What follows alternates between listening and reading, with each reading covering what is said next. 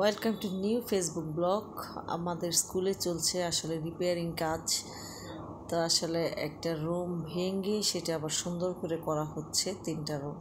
তো সেখানে আসলে আমরা ছুটির পরে সবাই মিলে আসলে দেখতেছিলাম যে কী অবস্থা, মানে কতদূর কাজটা এগিয়েছে, এবং সেখানে ইনস্ট্রাকশন দেওয়া হচ্ছে, নির্দেশনা দেওয়া হচ্ছে যে কিভাবে করা লাগবে, কিভাবে কি করতে হবে। যারা আসলে কাজ করছেন ওনাদেরকে আসলে আমাদের বলা।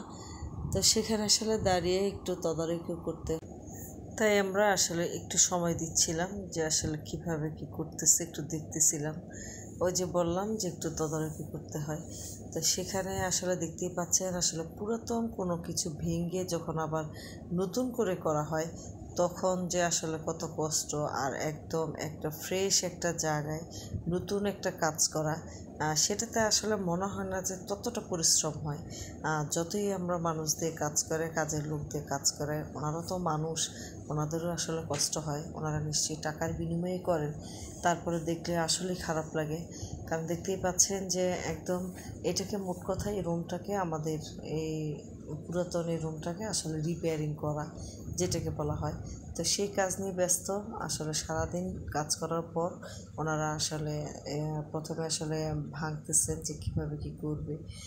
তো সেইভাবে ভাঙার পর ইটগুলোকে একসাথে রাখা, সুন্দর করে গুছায় রাখা, এই কাজগুলো মোট কথা মিস্ত্রিরা করতেছে।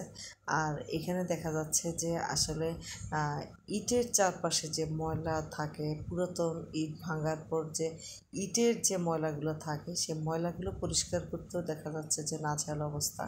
এই যে আলম দাঁড়িয়েছে এবং জাফর ভাই দাঁড়িয়েছেন, আর এদিকে লোকগুলো আসলে কাজ করতেছে। আসলে সব কাজে আসলে অনেক কষ্ট, যেটাই বলি না কেন, প্রত্যেকটা কাজে আসলে পরিশ্রম না করলে আসলে কিছুই হয় না, এটাই হচ্ছে স্বাভাবিক।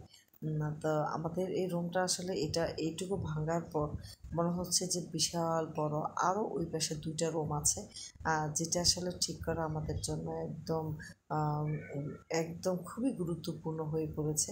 তাই অবশেষে আসলে আমরা রুম ঠিক করার কাজে লেগে গেলাম।